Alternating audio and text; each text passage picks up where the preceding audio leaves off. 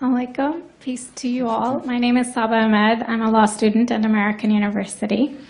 I am here to ask you a simple question. I know that we portray Islam and all Muslims as bad, but there's 1.8 billion Muslim followers of Islam.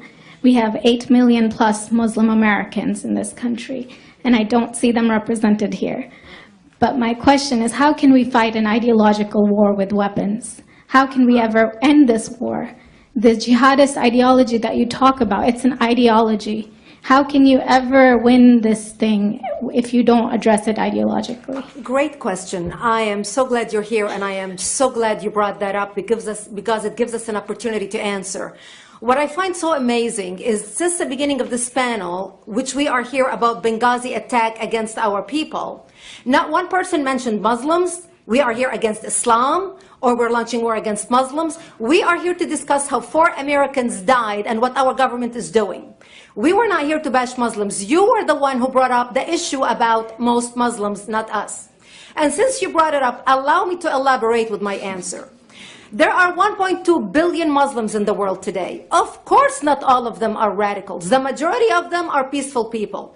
The radicals are estimated to be between 15 to 25%, according to all intelligence services around the world. That leaves 75% of them peaceful people.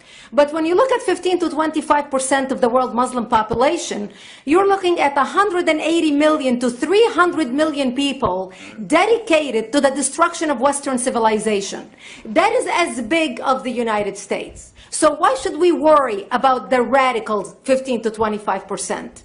Because it is the radicals that kill. Because it is the radicals that behead and massacre. When you look throughout history, when you look at all the lessons of history, most Germans were peaceful. Yet the Nazis drove the agenda. And as a result, 60 million people died. Almost 14 million in concentration camps. 6 million were Jews. The peaceful majority were irrelevant. When you look at Russia, most Russians were peaceful as well. Yet the Russians were able to kill 20 million people. The peaceful majority were irrelevant. When you look at China, for example, most Chinese were peaceful as well. Yet the Chinese were able to kill 70 million people. The peaceful majority were irrelevant. When you look at Japan prior to World War II, most Japanese were peaceful as well. Yet Japan was able to butcher its way across Southeast Asia, killing 12 million people, mostly killed with bayonets and shovels. The peaceful majority were irrelevant. On September 11th in the United States, we had 2.3 million Arab Muslims living in the United States.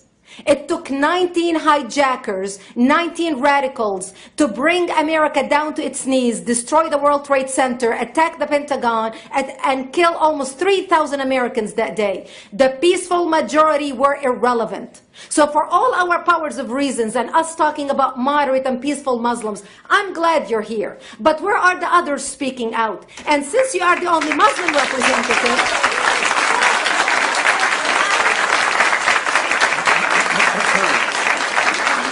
save the applause till the end.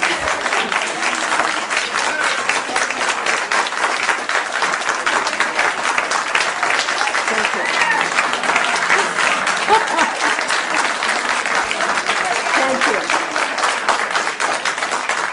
And since you're the only Muslim representative in here, you took the limelight instead of speaking about why our government, and I assume, are you an American? You're an American citizen. So as an American citizen, you sat in this room, and instead of standing up and saying a question or asking something about our 4 Americans that died and what our government is doing to correct the problem, you stood there to make a point about peaceful, moderate Muslims. I wish you brought 10 with you to question about how we can hold our government responsible. It is time we take political correctness and throw it in the garbage where it belongs and stop calling it fair.